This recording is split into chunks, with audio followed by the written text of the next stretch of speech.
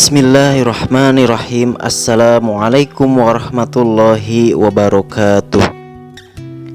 Asyhadu an la ilaha illallah wa asyhadu anna Muhammadar Rasulullah. Fahuwa ghafurur rahim innahu jabbaru ya karim.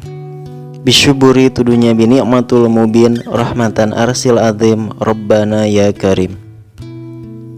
Saudara-saudaraku dimanapun Anda berada, yang semoga selalu dirahmati oleh Allah Subhanahu wa Ta'ala. Semoga rahmat dan keselamatan selalu menyertai kita semuanya. Kembali lagi di Haplah Al-Mubarakah. Saya yang fakir ini akan mencoba menyampaikan terkait nafsu yang terdapat dalam diri-diri manusia. Terkadang dalam kehidupan sehari-hari kita sering mendengar istilah janganlah suka mengumbar nafsu.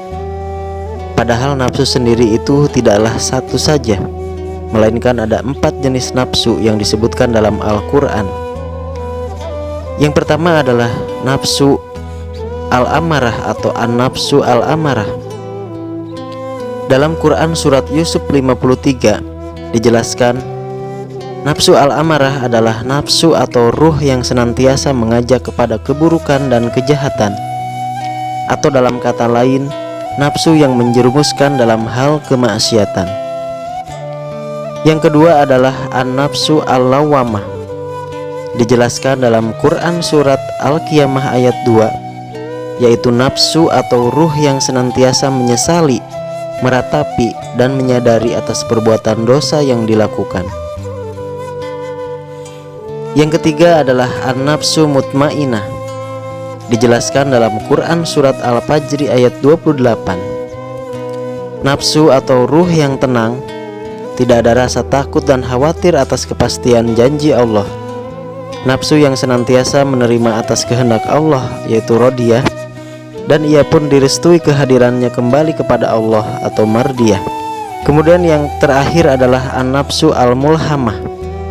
Dijelaskan dalam Quran surat As-Samsu ayat 8, nafsu mulhamah adalah nafsu atau ruh atau jiwa yang selalu berada dalam bimbingan dan bisikan Allah Subhanahu wa Ta'ala, sehingga seluruh gerak-gerik, tingkah laku, dan kehendaknya berada dalam ilham, bimbingan, dan kehendak Allah Subhanahu wa Ta'ala. Itulah 4 jenis nafsu yang dijelaskan di dalam Al-Quran. Jika kita melihat urutannya sebagaimana disebutkan dalam Al-Quran tersebut, nafsu mulhamah berada paling puncak, diikuti nafsu mutmainah, nafsu lawamah, dan yang paling rendah adalah nafsu amarah. Dalam uraian di atas, jika seseorang dapat mencapai pada tingkat nafsu mulhamah, maka ia akan berperilaku sesuai dengan kehendak Allah, karena seluruh hidupnya berada dalam kehendak dan firman atau ilham Allah Subhanahu wa Ta'ala.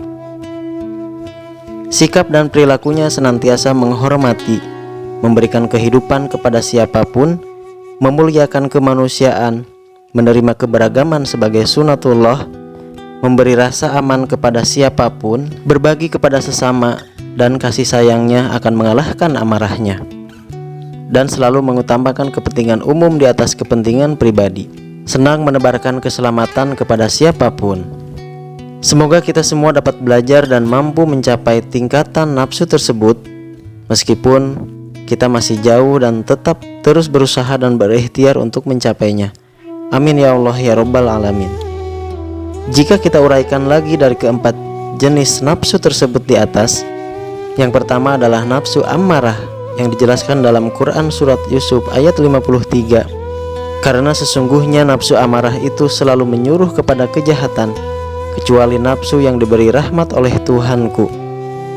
Nafsu amarah ini secara bawaan lahir menempati lapisan pembungkus terluar sebagai pembungkus hati nurani, dan cahayanya berwarna merah yang berasal dari unsur saripati api, sama halnya dengan jin yang juga diciptakan dari api.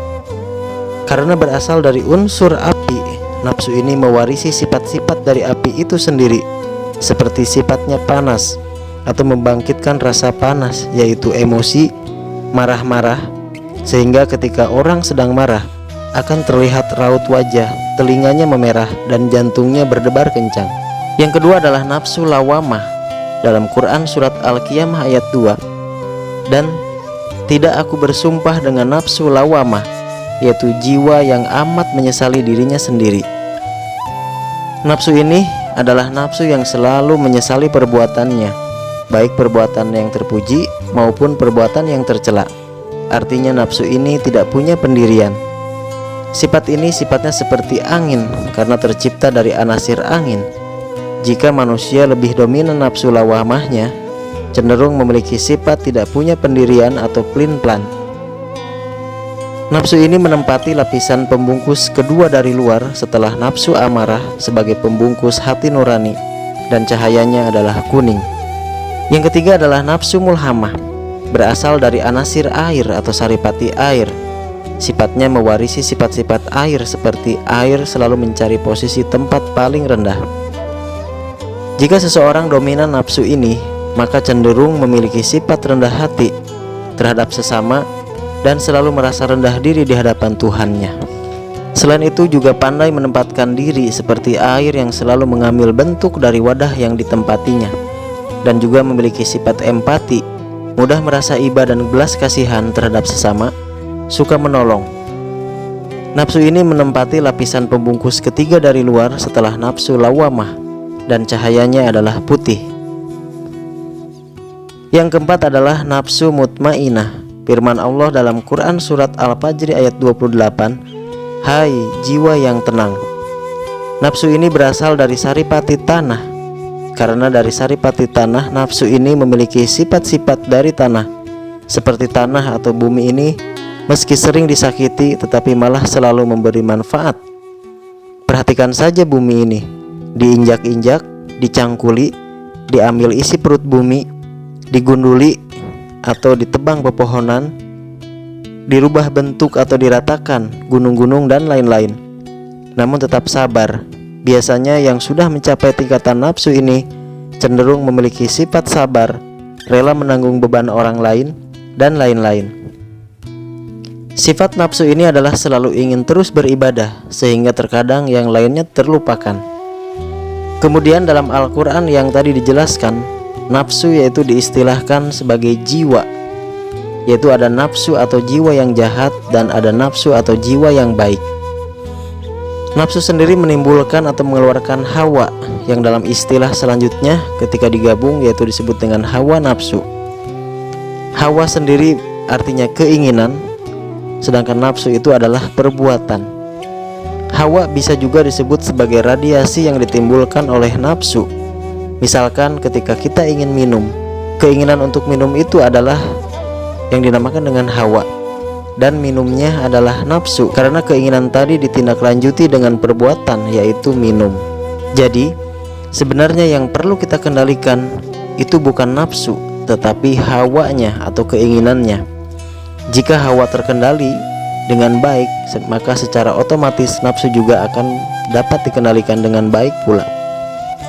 Demikianlah, semoga bermanfaat dan menambah wawasan bagi kita semua, terutama sebagai pengingat bagi diri saya secara pribadi. Mohon maaf atas segala kekurangan dan kehilafan. Wassalamualaikum warahmatullahi wabarakatuh.